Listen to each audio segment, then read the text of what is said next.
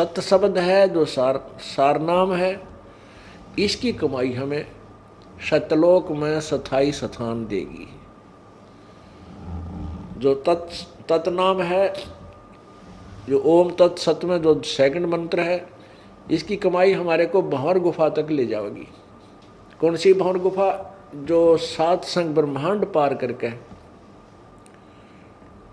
और सतलोक में प्रवेश कराती है, वहां तक ले जाएगी। उससे आगे हमें उस सत्य शब्द की कमाई हमारे काम आएगी। अब पुण्यात्माओं, कई भक्त असमंजस में पड़ जाते हैं कि हम तो बूढ़े हो गए, हो सकता सार नाम ना भी मिल रहा है, तुम्हारा क्या होगा, हम तो व्यर्थ होगा जीवन। ऐसी कोई बात नहीं है। जो कमाई आप कर रहे हो या व्यर्थ नहीं जाएगी। कबीर कमाई अपनी कदे ना निष्फल जा, 7 समुद्र आडे पड़ा मिलाएगा हुआ। अब जैसे सतनाम का जाप तुमने जितना भी किया है, ये आपके साथ रहेगा, ये बिल्कुल खत्म नहीं होगा, और ये आपको पुनर्जन्म दिलाएगा। पुनर्जन्म तो आपको प्रथम मंत्र ही दिला देगा, जो आपको पहला मंत्र दिया जाता है 7 मंत्रों का, 7 नामों का। अगर वो भी नाम लेकर भी प्राणी अगर 1 दिन भी 2 दिन भी अगर एक मंत्र का भी जाप करके फिर भी प्राण छोड़ देगा, तो भी मनुष्य जीवन प्राप्त कर जाएगा। इतना कीमती मंत्र है ये, जो यथार्थ मंत्र है, इनमें इतने गुण हैं।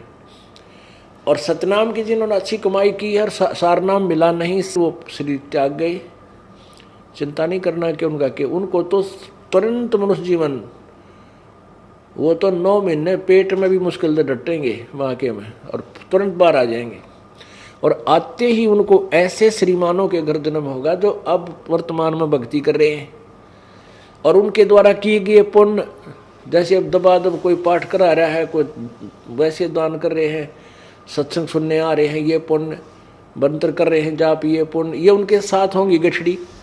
और वो पुण्यात्मा उनके घर जन्म लेंगे, उन पुण्यात्माओं के घर जन्म लेंगे जो हमारे शिष्य, और उन हमारी पुण्यात्माओं के भाग्य में कोई निकम्मी संतान हो, ऐसा लड़का हो जवान होंगे, कोई ऐसा गलती कर दे, जेल में पड़ा रहा, राम पीछे पीछे वो आगे, या कोई सी निकम्मी बेटी हो गलती कर दे, तो उन ऐसे संस्कार युक्त जो आपके भाग्य में, जो आपके शत्रु रूप में संतान उत्पन्न होनी होगी, उनको परमात्मा गर्भमय नष्ट कर देगा, और उसके स्थान पर आपको उन पुण्यात्माओं को भेजेगा जिनके पुण्यों का ढेर होगा। जन्म लेते ही परमात्मा के वो प्यारी आत्माएं आपके साथ सत्संग में आएंगी, 3 साल का होते नाम लेंगे, और नाम लेके फिर अपनी भक्ति करेंगे, और उनके साथ वो पुण्य आगे से आगे जब वो जवान होंगे, उनके ऐसे काम होंगे, कार और कोठियाँ बन जाएंगी, अपने आप उनको नौकरियाँ और बिजनेस उनके तैयार खड़े पाओगे, आपको वह चिंता भी ना रहेगी। तो उनको ये फिर वो सतनाम पुनः मिलेगा और सारनाम फिर मिलेगा, और वो पार हो जाएंगे। अरे अगर इससे बूढ़े झंझट में तो 1-2 जन्म में पांडा छूट जाए, 2-4 जन्म में तो शुक्र मनाओ। इतना विश्वास रखना पड़ेगा आपको। कहते हैं एक बार एक साधक साधना कर रहा था पीपल के पेड़ के नीचे, और कुछ बहनें और भाई जो है भक्त जा रहे थे, कह रहे थे एक बहुत पहुंचे हुए संत हैं और भूत भविष्य की बता देते हैं, उनके पास जाते हैं सत्संग सुनने के लिए।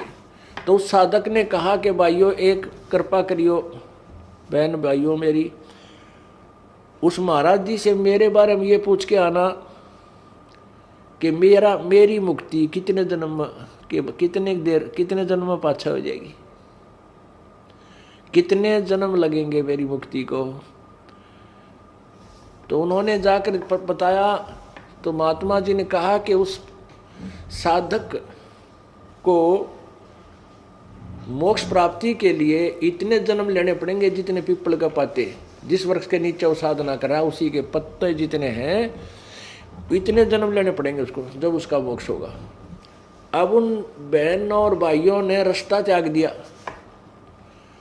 हम वहाँ से जाएंगे उस रास्ते से जहाँ पर वो साधक साधना कर रहा है, और उसको हम ये बताएंगे कि तू तेरा मोक्ष इस पीपल के पत्तों जितने जन्म ले लेगा जब होगा, कहीं उसका हार्ट अटैक ना हो जाए। इसलिए वह दूसरा साइड बदल कर दूर सी का 1 एकड़ दूरी का जान लग गए। तो साधक ने आवाज लगाई कि भगत जियो, ए बहनों सुनियो, अरे मेरी प्रश्न का उत्तर लाए क्या तुम, एक बार इधर तो आओ। तो उन्हें सोची भाई चल, हमने सोचा कि ध्यान देगा, साधना में बैठा है, पर उसका तो नजर नहीं ठीक वहावेंगे और बतावेंगे। वो चले गए उसके पास, उन्होंने कहा कि महात्मा जी ने कुछ बताया मेरे बारे में। तो वो कहने लगे भक्त और भक्तमती के भगत जी के बतावा, हमने तो डर लग गया बताती आना। वो कहने लगा बहनों भाइयों बताओ, अवश्य बताओ, बता दो जो भी है, कोई मुझे कोई डर नहीं है, कितना समय लगे मेहनत यू काम करना है। तो उन्होंने कहा कि महाराज जी ने ये बताया है कि भाई जितने इस पीपल का पत्ते हैं ना, ये पीपल का जितने पत्ते हैं जिसके नीचे तो साधना कर रहा है, इतने जन्म लेने पड़ेंगे फिर तेरा मोक्ष होगा। तो वो तो डांस करने लग गया, भंगड़ा पा दिया, खुशी मनाई, नाचर कूदन में बोला जय हो जय हो। वो बोली रतन तो रोना चाहिए था, बेबेर बोली रतन तो रोना चाहिए था, तो आज खुशी मना रहा है। तो वो कहने लगा बहनों तुमने ना बेरा भाइयों, अरे इस झंझट का अंत तो आवेगा, कम से कम इतने पाछा आ जाएगा। अब इसका नो तो हो गया कि इसका एंड होगा, इतने दिन ना बेरा समझ इसका एंड भी होगा कि ना होगा, मैं तो डलेड हूँ था। तो पुण्यात्माओं उसने जब इतना सब्र कर लिया तो तुम नहीं भी इतना भी करना पड़ेगा। इस जन्म में ना अगले में, अगले में ना अगले में पार हो जाओगे। अगर सच्ची लगन से अंतिम श्वास तक केवल एक ही साधना और इसी परमेश्वर में और इस दास में श्रद्धा रही, यदि बाद में तुम कई ऐसे अनाड़ी और कर्महीन इंसान होते हैं, घर में थोड़ा सा सुख हो जाता है, गुरु जी को त्याग देते हैं, कहते भक्ति यही कर लेंगे, हम क्या फर्क पड़ा है। नहीं, परमात्मा कहते हैं कि मम संत मुझे जान मेरा ही स्वरूपम, मेरे संत को मेरा ही स्वरूप जानो। और उसके प्रति जो तुम्हारी प्रतिक्रिया है, अगर उससे तुम्हारा विक्षेप है तो मेरे से हो गया वो। अगर तुमने गुरुजी से किसी भी पॉइंट से विक्षेप कर लिया, किसी भी पॉइंट से आप उससे नाराज होकर दूर चले गए, तो मेरे से नाराज हो गए तुम, फिर यहाँ आ लिए तुम, यहाँ क्यों बाट देखो। तो ऐसे हमने अपनी श्रद्धा बनानी है अंतिम श्वास तक उस परमात्मा के पाने की। तो क्या होगा कि जैसे हमने परमात्मा पाना है, और परमात्मा समझो जैसे हमने एक हैंडपंप लगाना है, हैंडपंप, और हैंडपंप का उद्देश्य क्या लगाने का, जल प्राप्त करना है। जल समझो गॉड है, भगवान है, और जो हम हैंडपंप लगाने के लिए प्रतिक्रिया शुरू करेंगे वो हमारा साधना है। श्वास, उस श्वास में जो सतनाम का जाप होता है, एक श्वास अंदर जावे, उस श्वास जो बाहर आवे, श्वास उस श्वास के सेवन समझो बोकी। नलका लाते समय जो प्रयत्न होता है, बोकी मारा करें नीचे जमीन में, और उसकी मिट्टी काट के बाहर डाल दे, फिर मंड जाए, तो उसको, और साथ के साथ एक पाइप लोअर करते हैं, लोअरिंग करते रहते हैं, पाइप को नीचे साथ ले जाते हैं। तो ये प्रयत्न तो समझो सतनाम के मंत्र आप बोकी मारन लाग रहे हो, सतनाम का जाप जो दूसरे मंत्र का है, और ये बोकी आपने लगाते रहना है जब तक जल प्राप्त ना हो ले, जल के आखिरी, जल में इस पाइप का आखिरी छोर ना पहुंच जाए। ये मान लीजिए हैंडपंप लगाना प्रारंभ कर दिया और चल रहे हो, मालिक पूछता है कि भाई हैंडपंप लाने वालों कि मैं बड़ी बात लागी बात लवाए, तो मिस्त्री कहता कि नहीं अभी ठीक ठिकाना नहीं आया है, और वो मालिक कहता है अरे बांध दो मशीन, लगा दो मशीन ऊपर वाली, क्यों देर कर रहे हो, तो वो नहीं लगाएगा। मिस्त्री हैंडपंप लगाने वाला जो मैकेनिक है, वो परिचित है कि जब तक जल तक एंड नहीं पहुंच लेगा पाइप का, और तब तक इसे ऊपर वाले जो सिस्टम का पंप का लगाने का कोई यूज नहीं। जो हाथ से चलाते हैं ना, ऊपर एक नारी होती है, उसको मशीन बोलते हैं, यंत्र। चाहे वो जो लगवाने वाला मालिक है वो कहता रहे कि भाई तुमने देर कर दी, लगा जो ने मशीन ऊपर वाली, तो वो नहीं लगाएगा। वो तभी लगाएगा जब उसको पक्का हो जाएगा कि अब जल प्राप्त होगा। अब मान लीजिए वो हैंडपंप की प्रोसीजर में बोकी लगाने में रात होगी, तो वो छोड़ देंगे वहीं पर, उसको सवेरे फिर वहीं से प्रारंभ कर देंगे। तो जितना प्रयत्न किया वो व्यर्थ नहीं गया उनका। अब समझ लीजिए आपने सतनाम, आपको सतनाम प्राप्त हो गया और सारनाम मिला नहीं, आपकी मृत्यु होगी, तो वो तो एक रात होगी, क्योंकि आप जिस उद्देश्य पर लगे हुए थे वो सवेरे याद रहेगा।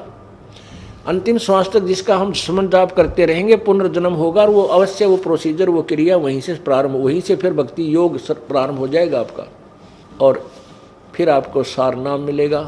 तो अगले दिन जब उसने, यानी नेक्स्ट जीवन में भी आपका वो पानी तक पहुंच गई वो पाइप, तो ऊपर मशीन लगाई जाती है, और वो मशीन लगा कर के फिर ऐसे हाथ से चलाते हैं, फिर जल प्राप्त हो जाता है, वो जल निकलना आरंभ हो जाता है। तो ये है जल प्राप्त करने का प्रोसीजर, विधि।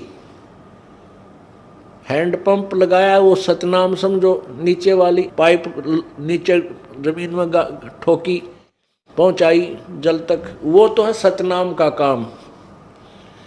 और जो सारनाम, यानी सारनाम का काम क्या है कि वो परमात्मा प्राप्त करावेगा। वो मशीन समझ लो हैंडपंप की, वो मंत्र है, वो यंत्र है ऊपर का हैंडपंप का।